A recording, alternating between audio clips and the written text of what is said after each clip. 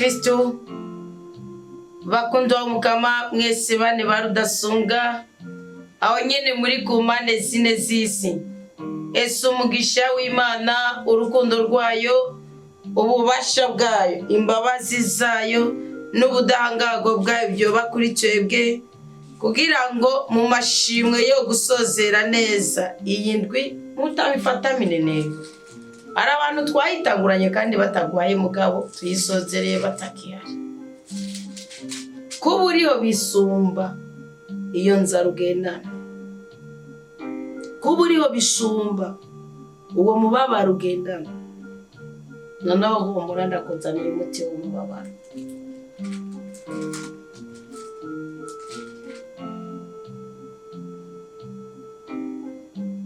Ndakuzaniye umuti w'umubabaro.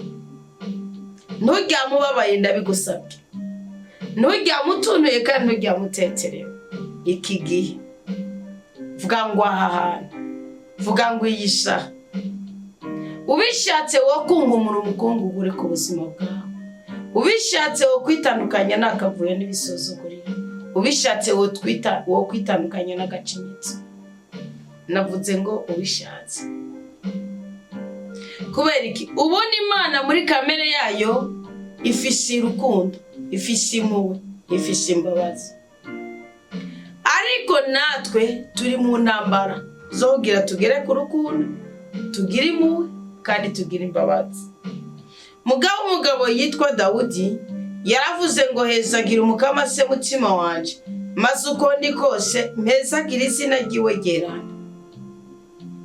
Hari abantu rero mufise ukundi kuntu mugomba kumera kugira ngo muronke akaryo keza ko guhezagira Imana. Dawudi aravuze ngo maze uko ndi kose. Dawudi aravuze ngo maze uko ndi kose mpezagira izina ry'umwami Imana yanje.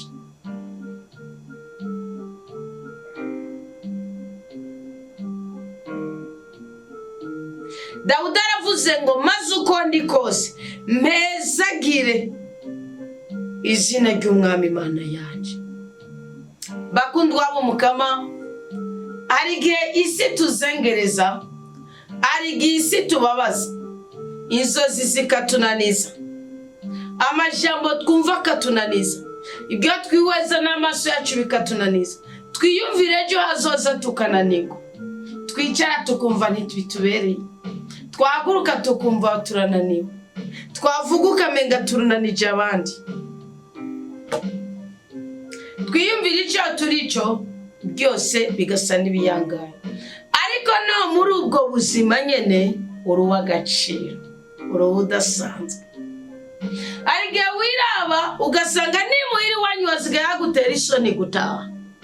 Ari igihe wiraba ugasanga aho batakwirukanye wewe ubwawe uriyirukana mu mutima, ukavuga mbe baravuga ngo ukumva umenga icaguha basukaronka ugusaba urukundo, icaguha ukaronka uguha ikintu umukorera kugira ngo bimenyekane ko hari ico ushoboye hari n'icyo umaze. Uko siko bimeze kuri mwebwe twirirwanye mukuri kw'ijambo ry'Imana. Uko siko bikwiriye kumera kuri mwebwe mukunda Imana. Muti bikwiriye kumera gute? Ezagira umukama se mutima wanje, maze uko ndi kose mpezagira izina ryiwe ryeranda. Wayi mpezagira izina ryiwe ryeranda kandi yabanje kuvuga ngo maze uko ndi kose. Dawudi yaravuze ngo niwe uzi ico ndico Mana yanje.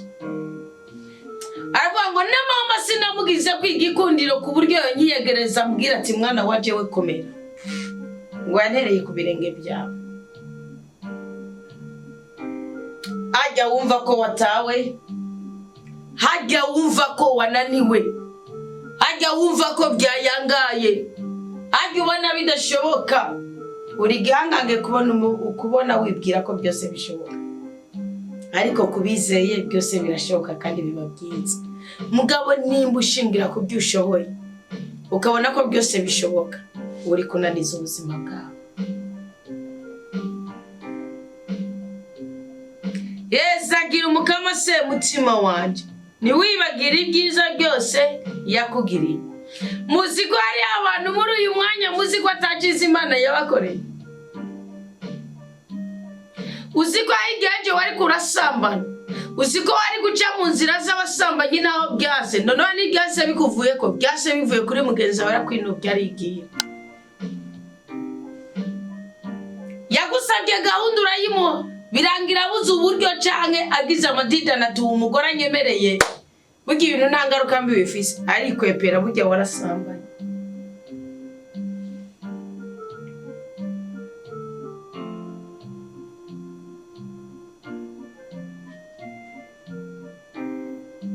Burya warasambanye, uri muri babandi Bibiliya ivuga ngo babiragura amagi y'ibitanguriko.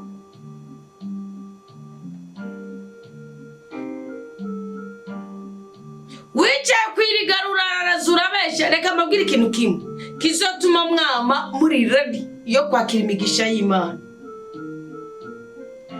Hako wirigura aje kongorera ubwongoshwe kuvuga umuntu, uzomushikira umubwira ikiri ku mutima wawe. Yego muzungu yavuze ngo toute la vérité n'est pas bonne à dire, ariko Imana iravuga ngo imvugo yawe ibe ibaye oyibe oyi.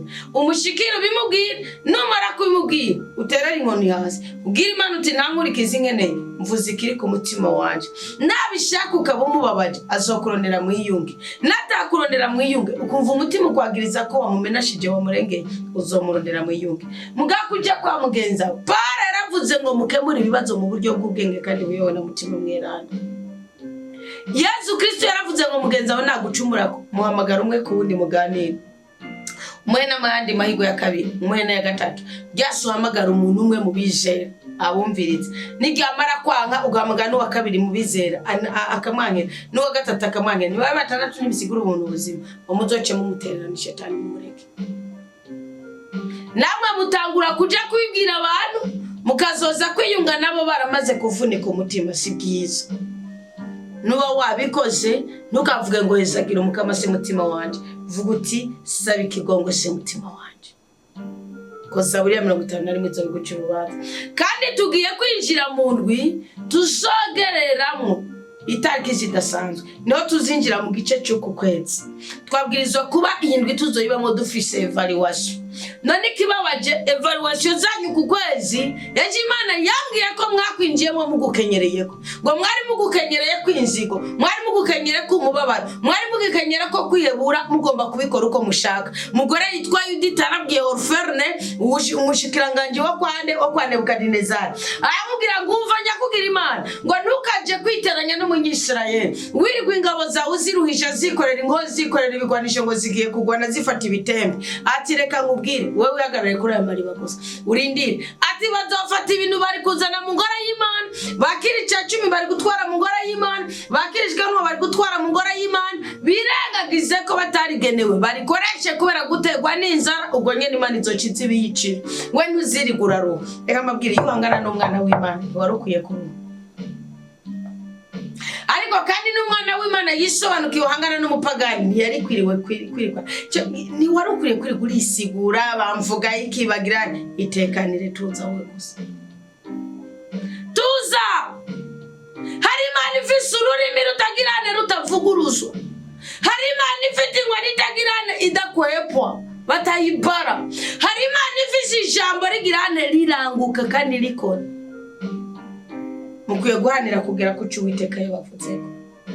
Nahise yuzuye umwijima, nahise rimwe biduca intege ngo humure gono nohende.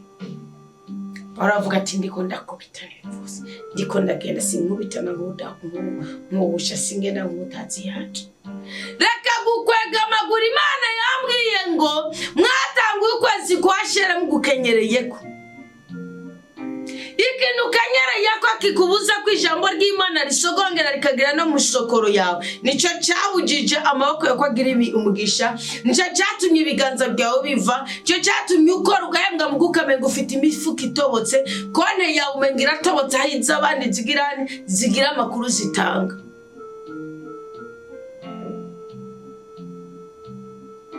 Ukwezi kwari ukubuhigwe kuri wewe, ariko ya ntabwo wari warateye akubananya ngo uyitere. Noneho ngo byose wasubije inyuma, ngo waricujije ku cyo wakoze, ubuhagaritse umumareka yaraje kugukorera. Kandi kuko yarabifite ko cyo kugukorera muri ubwo busabane wowe ufitananye n'Imana, ngo yarahagaze. Mwibuke ifarasi yo kwa Baramu mu gitabo cyo guharura. Baramu ifarasi yiwe Imana yamuje ati ntugende, arabandanya aragenda kubera yumvise amafaranga menshi agiye guca. Ibintu mwatunze bitari byanyu bibuze ibyanyu ko byinjira, kandi kibabagiye utunze bitari byawe nugira amahoro, nugira umugisha, nugira umunezero, nugira umugwiza, ntunaramba ntunaruranirwa. Mugihe utunze ibyawe uko bingana kose gato karakura, uke bukomeza igihonyi, uke bushikana umusibo ku mugezi.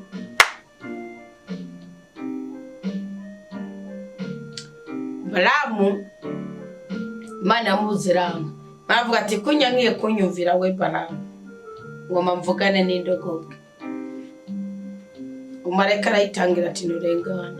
Baramukubita indogobwe kwe kutagenda. Indogobwe irahindukira amubwira ati umugabo ntawubona. Yayimongoye ubutunzi bwanyu, amafarashi yanyu, imigisha yanyu, amahoro yanyu, ibyishimo byanyu mwarabimongoreye mukabare biremera, mubimongorera mwirigara ry'urusaku biremera, mubimongorera mu byo mwikwegeyemo gukora mudashoboye biremera. Ndaje kubagira inama. Hezagira umumana yanje se mutima, hezagira Imana se mutima wanje ukuri kose. Uyihezagire kubw'ibitangaza yagukoreye. Igitangaza cyane nuko ufise umwuka w'abazima. Reka mbabwira ngo niwakurekurira ibyaha byawe byose, niwagukiza indwara zawe zose. Ushavuga ngo sindakira ndacababara, nekubabara uri muri morgue wewe. Sindakira ndacitera imiti, none ko witera imiti wowe barakuzika kuje mu kuzimu. Niwase babanje kugwara bakaremba bakagera kure. Niwagarurira kucoba ubuzima bwawe. Yawe mwisimuka mwabona inzoka ziyera ngo ziturabye. Yawe mwabona mwisimuka nibyo binyegeri mubona arige nibyo binyabwo yarige bituma ugasanga ikintu cikigabo kije kukubaba kikumbe kizoba kikunize no bimenya. Imana imureke yitwa Imana. Imana niyikwambika urugori rw'ubuntu nimuwe. Imana niyiguhuna ibyiza wipfuza. Erega ubuto bwawe niyifasha kugira ngo bwame butotaye nk'ubw'inkona. Haleluya. Gira ijambo ryo kugusigarika kunogerereza. Niwaguhuna ibyiza wipfuza, ubuto bwawe bukoma butotaye nk'ubw'inkona. Tuje gusenga Imana ikora ibitunganye. Tuje gusenga Imana yo yiburanira abacinyizwa bose. Iyi Mana nimwe yamenyesha musinzira atazizi. Iyi Mana nimwe yahuza Musa na Aroni kubwico Musa kene nico Aroni ashoboye. Iyi Mana nimwe yavugira muri Aroni na Huri tigenda mufata amaboko ya Musa kugira ngo intsinzi igombe igaragara. Abayemera museme haleluya.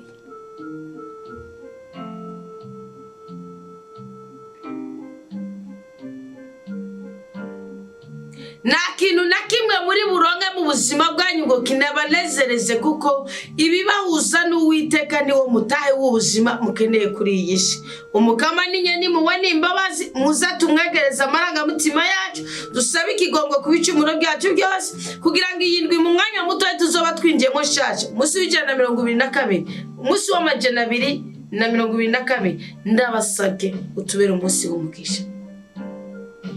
Erega ntimubwibagire Imana irakazishavu koko, ariko Bibiliya ivuga ngo Imana nikazishavu yuzuye ubuntu, ngo niyama mu mari igihe cyose. Imana nigumana ishari umwanya wose, uko ducumura sikigumi duhana, kandi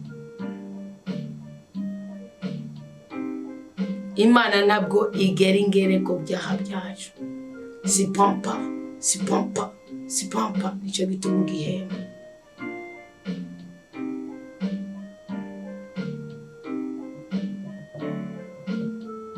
Bakundu wa Mukama, Bibiliya ivuga ngo kujya ijuru rirenge isi.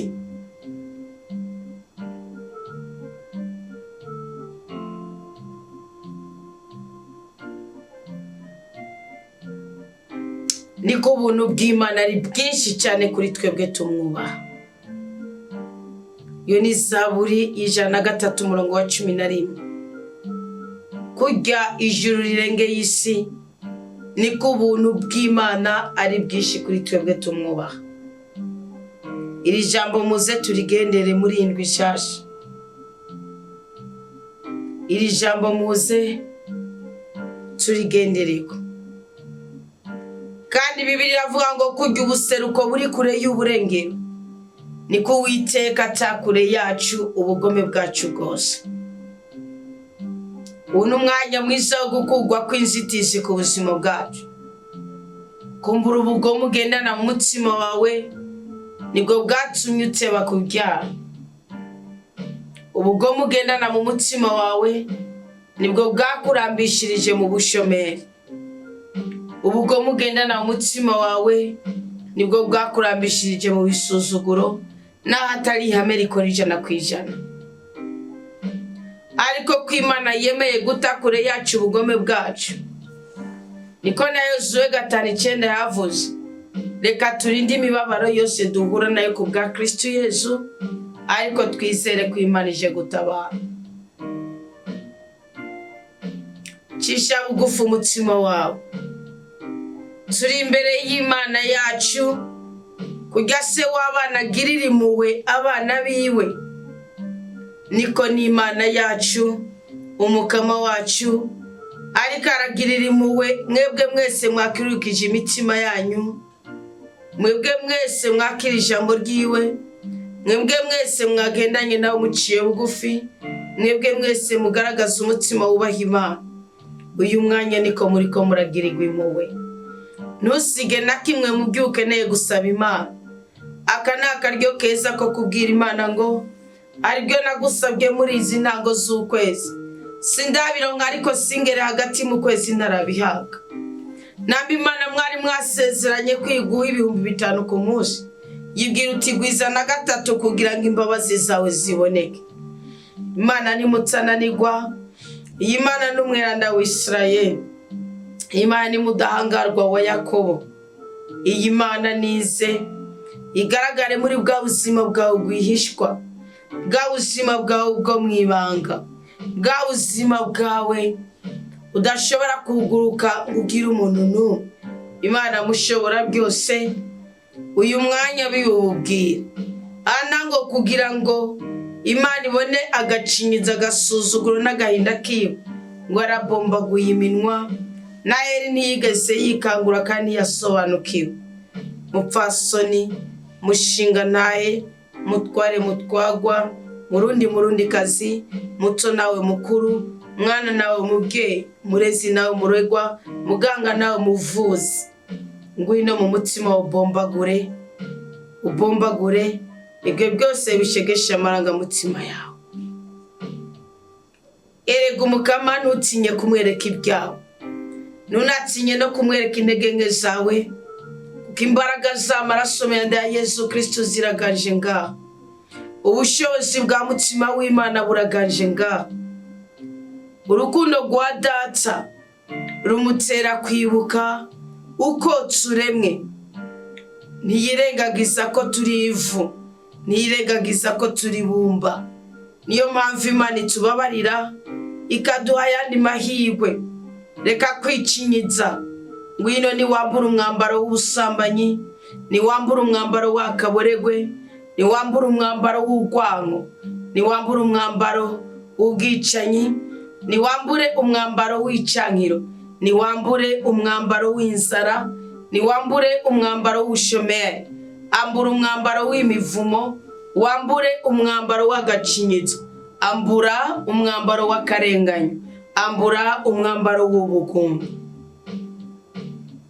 Imana irikiribuka ko bituvuma ari byinshi, ariko ije kuduheza byinshi bidufite ku bushobozi. Niyo nyene ububasha, niyo nyene inzahabu n'ifeza, niyo umutima wawe ukwiye guhurumbira. Imana irabizi neza ko umuntu iminsi yiwe imeze nk'iy'icatsi, gishobora kumara guhaguruka mu gitondo gitotaye, ku mugoroba kikuma. Vyumvikana ko turi bihangange mu bwami bw'ijuru, kubona tumeze nk'ikirahuri tukaba tutamenetse, n'ibyatwisutse ko byose uko bingana. Ongera ukirurutse umutima wawe, ongera ukirurutse umutima wawe, ongera ukirurutse umutima wawe. ongera ukirutse umutima wawe. Mutima w'Imana gushungurukire ko ongera ushurike. Ushurike nk'amashugwe ari mu murima ufite mweneho. Mutima w'Imana ongera gushungurukire ko usasagare. Mutima w'Imana aza kureho umuyaga wa wundi uca kwishugwe rigaca rizimangana. Mutima w'Imana aza huhira ubundi buzima buri mu ibyiza n'ibyishimo muri twebwe. Reka kuzimagirika, reka guhungabana, reka kwibagira ikibazo Uwiteka yagusizemo, reka kunanizwa n'imisiri imbere utazi ko no kuramukuramuka. Ongera ukirutse umutima wawe, ubwira Imana ikiri ku mushaha wawe, ubwira Imana ikikuraje ishinga. Ongera uzunguruke uyereke ibikuzengereje. Ongera ugendagende ubwira Imana ikibabaje umutima wawe, ubwira Imana ikiruhishije umushaha wawe, ubwira Imana ikigutetereje, ubwira Imana ikikuraje ishinga. Ongera uzamura amaboko yawe wereke Imana ibibabaje umutima wawe, ubwira Imana ibyo wumva ko ufise inyota yo kuronka. Nibyo ababihuye n'ubugombe bwabyo urabironka, nutabironka bizoba bisigura ko n'undi bitakwica ubibuze. Imana izobikubikiye. Bwira Imana uti niwongera usuke kwa mavuta asa n'ay'inzahabu. Bwira Imana uti niwongera usuke ku imbabazi zawe. Bwira Imana uti niwongera uzisuke ku muryango wanje. Bwira Imana uti niwongera uzisuke ku mutware wanje. Bwira Imana uti niwongera uzisuke ku mukenyezi wanje. Bwira Imana uti niwongera uzisuke nyagora ku ngoma ku mugwayi wanje. Bwira Imana ikiri ku mutima wawe. Uyu ni umwanya mwiza wo kwiyugurura. Ubu ni umwanya mwiza wo kwiyegeraniriza imbere y'Imana. Yiyegereze ukuri kose. Dawudi yatanguye Zaburi 103 avuga ngo hezagira Umukama se mutima wanje, ukuri kose uhezagira izina ry'Uwiteka. Ubu ni umwanya wo kuri nazo ubuntu bw'Imana. Ubu ni umwanya wo kwibuka ibitangaza Uwiteka akorera abamwituye. Uyu ni umwanya wo kugaragaza icyubahiro cy'Imana mu buzima ubayemo. Uyu ni umwanya wo kwereka Imana ejo hawe hazoza, ariko ntukazane ubwoba imbere y'Imana. Yakobo yabivuze neza mu kigabane cya mbere avuga ngo Imana yisabye banye ukwemera, yisabanye ukwizera, yisabanye ukwisigira, iguha ititangira ihitamo, iguha itidodomba ibyo byose wayisabye. Ngo ariko yisabanye ubwenge, ukayisaba n'uguhuruduka, ukayisaba n'ukwicuza n'ugukekeranya, ngo umeze nk'ibisebuzi biri ahantu mu kiyaga. Ntibigira adresse, ntibigira icyerekezo cyabyo, bivana n'intego y'uwarungitse uwo muyaga, ariko ntikiba ari icyerekezo cyabo. Ngo muri icyo gihe nacyo usaba ngo uronke. Mwizere ko iri sengesho ririko rirugurura ikirere ku buzima bwacu cyiza, ririko rirakunkumura imikungugu ku buzima bwacu. Aho mwagendagendeye ni henshi, aho mwaciye ni henshi, aho mwicaye ni henshi. Harageze ko mukuri impuzu mwiriwe mwambaye, n'aba muzikura musi bigaragara no musi y'umwuka muzikura. Harageze ko mwiyumvira utahanavuze nabi, ahanakoze uko bitameze. Uyu munsi nirengagije kimwe muri cumi by'Imana yampaye. Uyu munsi nagaye nabikoze uko ndabyumva. Uyu munsi nahemutse nabikoze uko ndabishaka. Iki si cyo gihe turimo cyo kubikora uko tubishaka, ahubwo turabikora uko Imana ibishaka.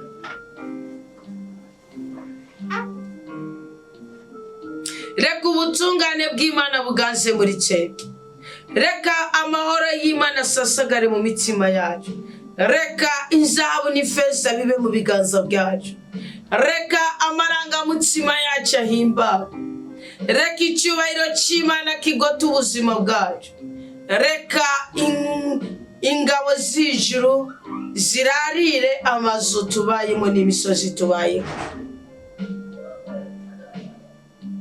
kuri twebwe tuzigama isezerano ryawe Mukama, rekura umugisha wawe.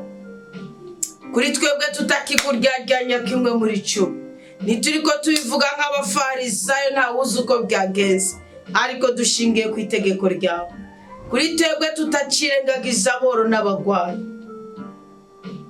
kuri twebwe turiko turahurumbira kuzigama isezerano ryawe.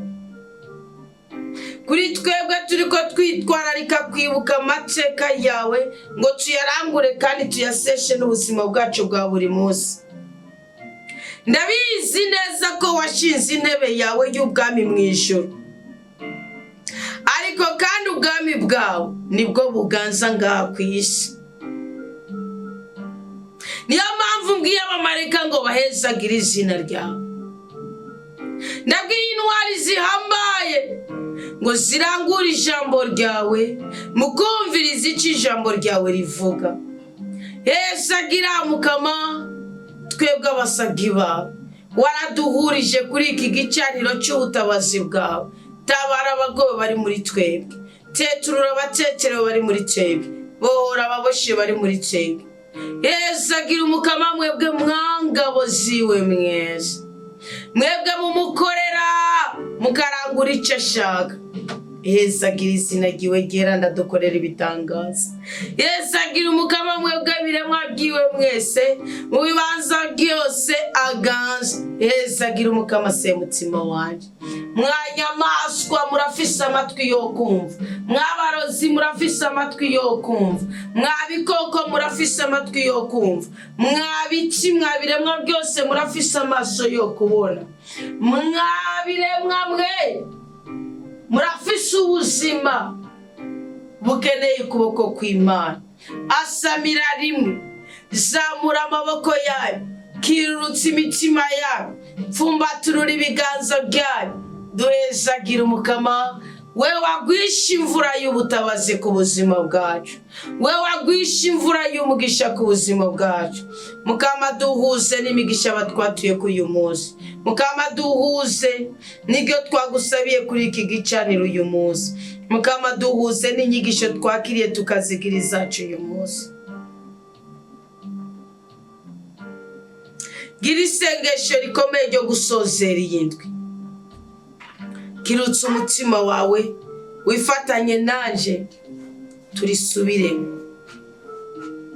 Dawe twese ubyagiye mu ijuru, ndaje imbere yawe uyu munsi kugira ngo nshobore gusozera iyi ndwi nuzuye ugushima no guhimbaza izina ryawe ryeranda.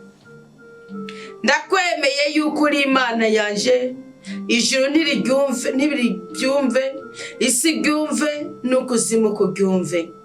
Uri umurinzi wanje, uri umutabazi wanje, uri umutware w'ubuzima bwanje Papa. Erega nyaguhora ku ngoma nk'uko Zaburi 103:1-2 ivuze. Ndashaka guhezagira izina ryawe kandi sinigere nibagira ibyiza byawe byose. Mwami w'abami, ndagushimiye ku buzima wampaye, ndagushimiye kuri zimwe munahumetse muri iyi ndwi, ndagushimiye ku muryango, ndagushimiye ku bantu wakijije, ndagushimiye ku babyeyi wahaye gusama, ndagushimiye kuba wabohoye, ndagushimiye kuba wateturuye, ndagushimiye kuba rozi wambuye ijambo, ndagushimiye ku bapfumu wambuye ijambo, ndagushimiye ku bihago wakuye mu bana bawe, ndagushimiye ku mashetani wirukanye, ndagushimiye ku mazina yacu washize mu gitabo cy'ubugingo, ndagushimiye kuri ibyo byose wankoreye, byaba ibyo wangaburiye, uko wanyambitse, ibyo wampfumbatishije, kandi ndagushimiye no kukugene wanyakiririye agashikanwa kanje nyabworo, ugaheza ukanyemerera kumezagira kubw'agashishiro naguhereje. Ndagushimiye kubyo ntabonye kuko wari ubirinze, none ngiye kubibona muri iyi ndwi nshasha ngiye gutangura. ewe Mukama, ndaje kugusaba imbabazi kuko uri umwami w'amahoro. Ndaje kugusaba imbabazi n'umutima wanje wose. Ndemera yuko ndi umunyabyaha. Nimba Mukama hari icyo nakoze kitahimbaza izina ryawe, nimba hari icyo akanwa kanje katuye kiri kibabaze mugenzi wanje cyangwa gisuzuguza izina ryawe, nimba hari icyo niyumviriye, icyo natekereje ko kidahimbara amaso yango gesha icyubahiro izina ryawe, ndagusabye ungirire ikigongwe. Ndasabye ngo amaraso meza ya Yesu Kristo yeze ingingo zanje zose, namwe niweza nkipfuza, namwe niyumvira nkihebura. Ndasabye imbabazi nakagira icyo umwasi ansangamo, nk'uko Kristo yavuze ngo umwasi w'isi, ngo umwami w'isi yamaze kuza, ngo ariko naze ntacyo mfisemo. Nanjye ndashaka gutangura iyi ndwi idasanzwe atacu umwasi amfisemo. Nk'uko mu ibaruwa rya mbere ry'umutumwa Yohana ikigabane cya mbere umurongo w'9 haravuga ngo niyo twatura ibyaha byacu, Imana yo kwizigirwa izoturokora, izogorora amarangamutima yacu kugira ngo itubabarire kandi iduhoze, yongere iduhezagire, kanatsinda ibyaha tubamwo bidukwegera mu byago bitandukanye. Nuhumanura umutima wanje mwami w'abami, nusubiza intege ubugingo bwanje, kandi umuha umutima ushaka kugukorera rwose. Nyaguhora ku ngoma, nkundira ntera intambwe ndagushikiriza iri sengesho ry'uburinzi. Ndashaka kurindwa nawe nk'uko warinze Elisa, kandi ndashaka ko bimenyekana nk'uko Gihazi yabimenye ko Elisa arinzwe n'ijuru. Dawe twese ubwagiye mu ijuru, wewe mwami w'abami, ndashize ubuzima bwanje, umutima, umubiri n'umushaha, umuryango wanje, ubutunzi bwanje, ugushaka kwanje, igikundiro cyanje, ugukunda kwanje, ukwitwararika kwanje mu maboko yawe niyo ndabishize byose. Nundinde mu ndwi izotangura, ntihazogira ikintu na kimwe kimbako kicakunshira inyuma y'uruhongore rwawe, kandi iri joro ry'uyu munsi urimeremwo umugisha w'indoto nziza igiye kunyoborera mu buntu bwawe iyi ndwi yose. Erega nyaguhora ku ngoma, nk'uko Zaburi 121 umurongo w'7-8 ivuga ngo Uwiteka niwe azokurinda ikibi cyose, ngo azorinda ubugingo bwawe, azorinda ukuza kwawe, arinda ugusohoka kwawe, arinda ukwinjira kwawe. Mukama, ibirenge byanje mbikuye ku mukungugu kugira ngo umurozi ntagire ikirera ndogeraho. Ibiganza byanje mbikuye kwigisuzuguro kugira ngo ntagire umurozi cyaronka ntongererako. Yaba imishatsi, zaba inzara, yaba amosozi, yaba imisweru, yaba mate, waba umwanda wanje, cyaba icyuya canje byose nditandukanije nabyo ibyo sigaranye nibyo ugiye kuma kugira ngo nshobore gutangura iyi ndwi ndi muzima. Hari ikibwimba, hari umubabaro, ndazi ko umuganga ari hejuru y'abandi baganga, ushoboye kugira operation sans cicatrice. Yinkorere mwami, kuko uri Imana y'ibitangaza, dushirizeho kwivuga izina ryawe yambaye rwose. Ndashize imbere yawe inzira zanje zose, imirimo yanje yose, umuhamagaro wanje. Ndashize imbere yawe iki gicaniro, amazina yose akiriko, imitwaro yose bandika, indoto zose bandika, izirimbi ndazibibiye mu rukundo rwawe. Ngiye gukora igikorwa cy'urukundo kizotuma indoto mbi zabaye muri iyi ndwi zaba izarotowe n'izitarotowe. Mukama, utugirira ikigongwe ukazidukurako, indoto nziza ukatugirira ikigongwe ukaduhuza nazo. Ndabibiye urugo rwanje, ndabibiye iki gicaniro, ndabibiye abankomokako, abo nkomokako, abavandimwe, inshuti n'abagenzi, cyane cyane mbibiye abankomokako mu isi y'umwuka. Ikibi cyose gishaka kutugerako ndacanse mu izina rya Yesu Kristo, nugishire kure y'ubuzima n'uburiri bwacu. Erega wa mwami w'abantu nk'uko Zaburi ya 91 umurongo wa 1 n'uwa 2 ibivuga. Ndashaka kuba mu bwihisho bw'Imana isumba byose ari wewe rudasumbwa wanje. Ndashaka kuguma munsi y'igitutu cyawe wewe Mana mushobora byose. Ndashaka kumuroza tomurika ngo mbone. Ndashaka uraguza tonongera ko ngo abone nambone. Ndashaka imivumo itondondera ngo intore. Ndaje gusaba ibigwanisho, ndaje gusaba intwaro zawe, ndaje gusaba ibigwanisho byagenewe abana b'Imana. Dawe wa twese ubyagiye mu ijuru ariko ukorera mu mitima y'abakwitsura bagutunganiye. Ndambaye ibigwanisho byose by'abana b'Imana, ndambaye ibigwanisho byose by'ubutsinzi nk'uko Paulo yabyandikiye abakristo b'Efeso mu kigabane cya 6 umurongo wa 11 gushika ku wa 18. Niwe atwigishije ibigwanisho by'abakristo. Ndagusabye umpe umukanda, umusipi, umusentire w'ukuri. Singahenga, singasonze ngo mene ibanga, sinkipfuze ngo mene ibanga, singakene ngo mene ibanga. Ndagutakambiye umege ikingirizo cy'ubugororotsi papa. Ndagutakambiye umisandari z'ubutumwa bw'Amara kugira ngo ntihakagire ugera mu byo wangeneye wavura bitoba baruto bisoko kuko baruzuye. Numingiza y'ukwizigira, mingiza y'ukwemera, unyambika ingofero y'agakiza ibyaga imibabaro n'agahinda. Umene inkota ya mutima mweranda ariryo jambo ry'Imana rikorera muri twebwe ubwoko bwawe. Nyambika inkomezi zo guhagarara shikamye, sininye n'ikintu na kimwe kandi sinyiganyizwe mu bigeragezo. Ndashaka gusabira ibibazo by'iyindwi kandi ndabyihakane kuko nabyo byaritorokanije bigomba kuntega umutego nongeye ndabishyire no mu maboko yawe. Mwami Imana, ibibazo byose byagiye biragaragara muri iyi ndwi ndangije ndabishize imbere ya kugira ngo nibimbere inambamye mu ndwi ngiye gutangura. Ibyankomerekeje kiza umutima wanje, ivyanteye ubwoba numpa amahoro, ivyanciye intege numpa inkomezi. Aho nabonye inzitizi nyereka inzira, aho nabuze inyishu numpe ubwenge bwo gukora ikintu gishasha kandi unshigikire ukoresheje abanyamaboko bawe. Erega nk'uko mu Bafilipi 4:6 havuga hatwigisha, jewe sinshaka gusubira kwiganyira ahubwo ndashaka kumenyesha Imana ibyo byose nkeneye biciye mu isengesho no mu kugushima nyaguhora ku ngoma, kandi amahoro yawe rutare rwanje arinda umutima wanje n'ibyiyumviro byanje umwasi nandondera mu ijoro mbure. Ndaje gusengera iyi ndwi nshasha.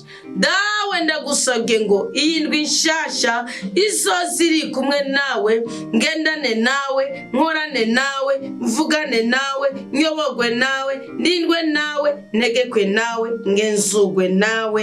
Amina. Ndakwemere kuzogenda nca bugufi.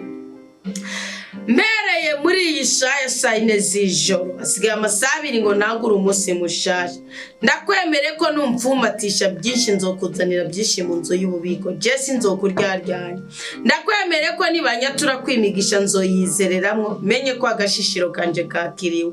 Ndakwemereye ko nzosangira n'abandi sinzorya jenyene kuko nahariho n'abari ariko bakaba batasozera indwi neza. Nanje nzihatira kukutarya jenyene, sinzambara jenyene, sinzogira ubugunge, nzokwihangana, nzobabarira, nzorekurira kandi nzokwama nisunga Kristo umwami n'umukiza w'ubuzima bwanje.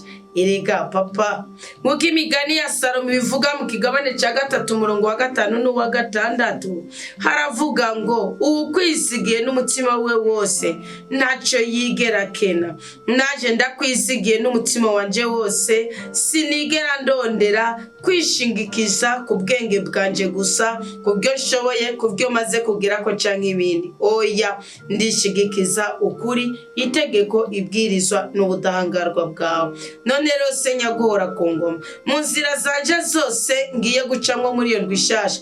Ndakwemera nawe uratunganya inzira zanje, umuze n'abakomeye wishimiye kugira ngo mu bibazo byanje byose ndonka bantera intege. Mana yanje, genda genda amanye imborerwa indaya, gendera imbere yanjye unkikize iburyo ibubafu imbere inyuma hasi no hejuru, uburengero bwanjye ubuseruko bwanjye ubumanuko bwanjye n'uburaruko bwanjye, hose habe inkomezi zawe kugira ngo nihagira ikigomba kuntandukanya nawe kirandurwe mu izina rya Yesu Kristo. Iyo ndwi nshasha ndayishyize mu maboko yawe, ibyiza byose waneguriye uramfasha kubibona kuko ndi umuntu adasanzwe mu izina rya Yesu Kristo, nk'uko Pawulo yabwiye Abafilipi Abanyefesi mu kigabane cya 2 umurongo w'10. Papa, sinkunda kwihenda ndi imbere yawe kuko mba nagusabye ngo umutima wo mweranda anyobore. Erega mwami w'abami, wigeze kubwira Sirusi muri za 45, ngo ngiye kuzamwereka hari ubutunzi bwangu bumwe wishijwe mu kuzimu, uzugendera imbere yawe, ngo nzokoma ngendera imbere yawe nkureho ibindizo by'ibyuma byose, kuraho ibisuzuguro, kureho agacinyizo, kureho icaniro. Yindwa abakobwa bahuze n'abasore wabageneye kandi b'intwari, yindwa abahungu bawe bahuze n'abakobwa bageneye kandi babamikazi, yindwa abashomero bahuze n'ubuzi, yindwa abagwayi bareke ikuboko kwawe gukora ibitangaza. Bwiza byose waduteguriye dufashe kuzobibona, miryango yose wadutegurira mu ibyiza n'ibyishimo uradufasha kuyinjiramo, twugurure twe tuzododora gusa. Amahirwe yose waduteguriye uradufasha ntazoduce ku ruhande cyangwa tuyace ku ruhande, tuzohoberane nayo. Kandi ikintu cyose kitari mu mugambi wawe kuri jewe numfashe kukirinda nitandukanye naco. Uwo washize mu minwe ubutunzi bwanje ntazobwigungane, mwami Imana nyagora ku ngoma. Erega Papa, nkuko Zaburi ya 90:17 bivuga, ubuntu bwawe nyagora ku ngoma nibwo bugaragaza ko dufise Imana ikora ibitangaza. Ubwo buntu nibube kuri jewe, ubwo buntu nibube kuri umwe wese mu izina ryo no mu cyubahiro ciwe ari ku mpande zine z'isi ari kuri iki gicaniro. Ubwo buntu nibube ku gihugu canje cy'u Burundi, kandi ubwo buntu bube ku batware bacu n'abatwagwa bacu, kandi ubwo buntu buhamye bugaragaza igikorwa cy'amaboko yawe cy'intoki zawe kuri twebwe, kandi ubwo buntu bunahezagire imirimo y'amaboko yacu. Reka nsozere isengesho nyagora ku ngoma. Kama Yesu Kristo umukunzi mwiza, ndagushimiye kuko nariko nsengera mu izina ryawe kandi wigeze unyankira, ntiwigeze uncecekesha, ahubwo wanyujije umwuka wa mweranda nongera gusengera mu zindi mbaraga zitagenewe abari bo bose. Nuko wari kumwe nanje muri indwi wagendanye nanje, ukorana nanje, wakoze kumbabariraho nabaye umunyantege nke, kandi ndizeye kuzogumana nanje no mu ndwi ngiye gutangura, kugira ngo ibitangaza bigaragaza imirimo y'ukuboko k'Uwiteka bigaragarire muri jewe musabyi wawe, jewe nyabworo. Namba zoba ari ijambo ricishije mu kanwa kanje, nimba ikizoba ari igikorwa, nimba ruzoba ari urugendo, namba zoba ari inyambaro cyangwa inyifato, Yudita yaravuze ngo ubwiza bwanje n'akanwa kanje ngo ubikoreshe kugira ngo utabare Isirayeli. Nanjye icyo ndi cyose nyagora ku ngoma gikoreshe kugira ngo utabare igihugu canje cy'amavukiro, unabarire Afrika, utabare n'isi yose, kuko nta mbibe nta mupaka, hose uradutuma. Nanje nakwemereye guhaguruka nkagenda atasokwe niruze. Nazoba ari jewe muri iyi ndwi, sinzokwishigikiza ibyo nshoboye gukora, kanatsinda mu bakene ndi umukene, mu bigaragara ntacyo mfise, mu boro ndi umworo, ariko mfise byose Yesu, kuko ngufise nk'umwami wanje, umukiza wanje n'umucunguzi wanje. Hari amaparsera watwemereye, hari amazu watwemereye, hari amafaranga watwemereye, hari ingabirano watwemereye, hari umuco watwemereye, hari imbabazi, hari ubudahangarwa, hari ukumenyekana watwemereye. Ibyo byose ndabyugururiye muri iyi ndwi, ntibikadusige uko byadusanze, kuko nasanze hariho igisimbo wabyegeranirijemo kigiye kuza imbere yacu, kandi mbyuguruje mu izina ryawe geranda. Erega niho nishigikije ko tutari kumwe, atari ishusho yawe ibonetse muri jewe, nta kindi mukamaco boneka ngo geze kiza no mugisha kuri iki gicaniro, atari nawe uvuze ntacyo vugika ngo kibohora abantu kuri iki gicaniro. Hari imitwaro turaje hari udushishiro turaje tugiye kwinjirana mu yindi ndwi nshasha. Yesu ndetse kutadutwenga ubona uko byagenze. Byikorere wowe nyene, mvuze nka wa musuku wa musirikare yasabira umusuku wiwe, yavuze ngo nibikwiriye ko wokwiri uraza uvuga ijambo rimwe gusa, musabye wanje umusuku wanje arakira. Nanje ntibikwiriye ko nongera kurinda gusigura ngirane, wewe genda hajya ahantu bajya bano urababona basize imitwaro ngaha kandi bizere mukuri kw'ijambo ryawe rica ngaha. Ndagusabye ugende ukore ibitangaza. Erega nyemerera mwibutse ko Paulo yandikira abakristo b'Abaromani mu kigabane cya 8:28, Paulo yaratwibukije aratubwira ngo ndizeye ko Imana ikorera hamwe ibintu byiza byose kubw'ineza yanyu, ibakunda kandi igiye kubana namwe igahorana nawe. Nuko rero ndasozereye isengesho, ndiko ndasozereye indwi natura amahoro ku bwoko bwawe, nkatura umugisha n'umugwiza, nkavuguruza icitwi nabi cyose mu buryo budasanzwe. Abifatiye umwanzuro wo kutazokuryajyanya kimwe muri 10, bahamagara meza, ubaye ibyiza n'ibyishimo, ubakure kw'ibyonyi by'ubwoko bwose, ubaho uruhanga rushajije rw'igikundiro, ubaho ubudahangarwa, ubakikize n'intwaro zawe zo mu ijuru.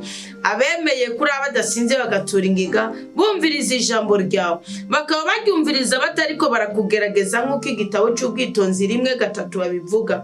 Ndagusabye ubakure kw'ibyonyi, ubarinde impanuka z'ubwoko bwose, ubakure kw'imibabaro y'ubwoko bwose, ubahuze n'amasezerano wabasezaniye, ndetse n'ibyo byose bari baranyazwe n'inzige ubibasubize kugira ngo ugaragaze ko wabahaye imbabazi zuzuye. Iki gicaniro ni wongere ukivumishe, wongereza bakumviriza kuri iki gicaniro, wongereza imitahe muri bo kugira ngo nabo bagwize biza ku gicaniro.